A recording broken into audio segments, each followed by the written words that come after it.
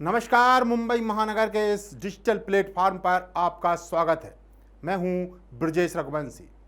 आज बात एनसीपी के असली हकदार की।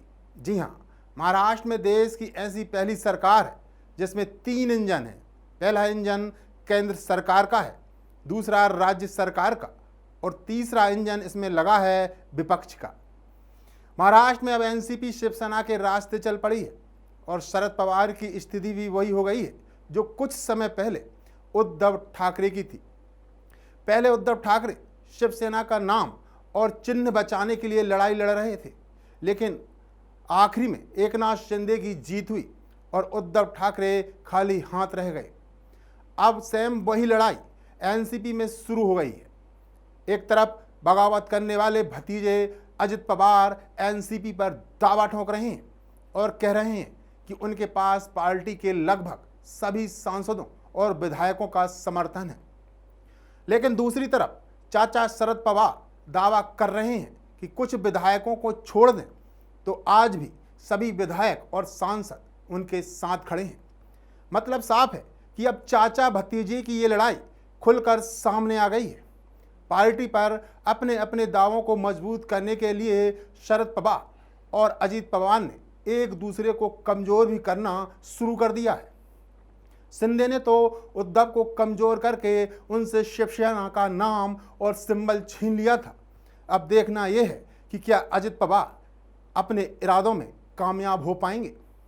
आइए समझते हैं कि असली एनसीपी किसके पास है। एनसीपी से अलग होने वाले नेताओं के पास क्या अब भी कोई फैसला लेने का अधिकार है?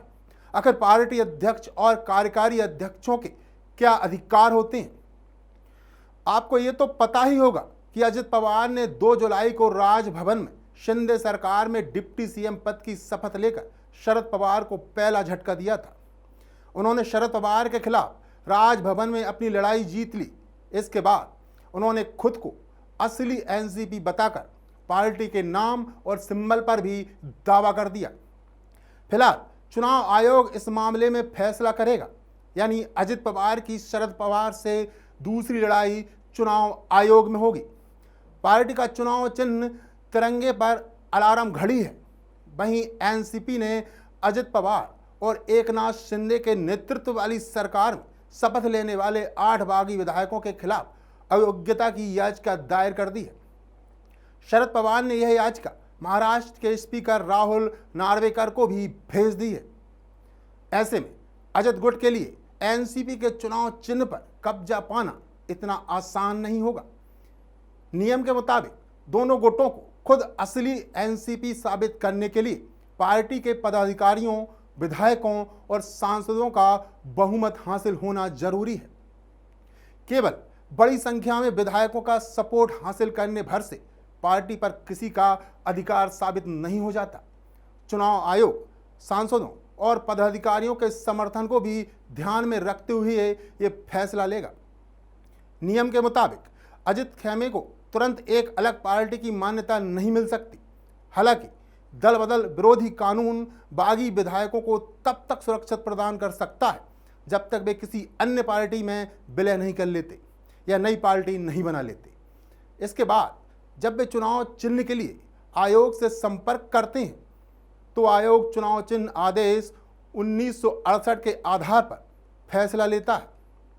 लोकसभा के पूर्व महासचिव पीडीटी आचार्य के मुताबिक चुनाव चिन्ह के आवंटन पर निर्णय लेने से पहले चुनाव आयोग दोनों पक्षों को विस्तार से सुनेगा। पेश किए गए सबूतों को देखने के बाद यह तय करेगा कि कौन सा गुट असली पार्टी है। एक पूर्व मुख्य चुनाव आयुक्त बताते हैं कि जब चुनाव आयोग के सामने ऐसा कोई मामला आता है तो उसे दूसरे पक्ष को नोटिस जारी करना होता है। इसके बाद दोनों पक्षों से यह दिखाने के लिए सबूत जमा कराना होता है कि वे पार्टी के असली दावेदार हैं, जिसके बाद आयोग कोई फैसला लेता है। हालांकि यह प्रक्रिया इतनी भी आसान और छोटी नहीं है। हर गुट के दावों की जांच के दौरान आयोग को न केवल उसके विधायकों, एमएलसी या सांसदों बल्कि उनका समर्थन देने वाले संगठन के पदाधिकारियों और प्रतिनिधियों को ध्यान में रखना होता है। मतलब साफ है कि अजित पवार इतने आसानी से एनसीपी के असली हकदार नहीं बन सकते, क्योंकि उनकी लड़ाई राजनीति के माहिर खिलाड़ी और अपने चाचा शरद पवार से है। वो कब कौन सा पांसा पलट दें कुछ कहा नहीं जा सकता है। अब देखना होगा कि इस लड़ाई में जीत किसकी होती है। खैर, आप इस बारे में क्या कहना चाहते हैं, हमें कमेंट बॉक्स पर ज़रूर लिखें।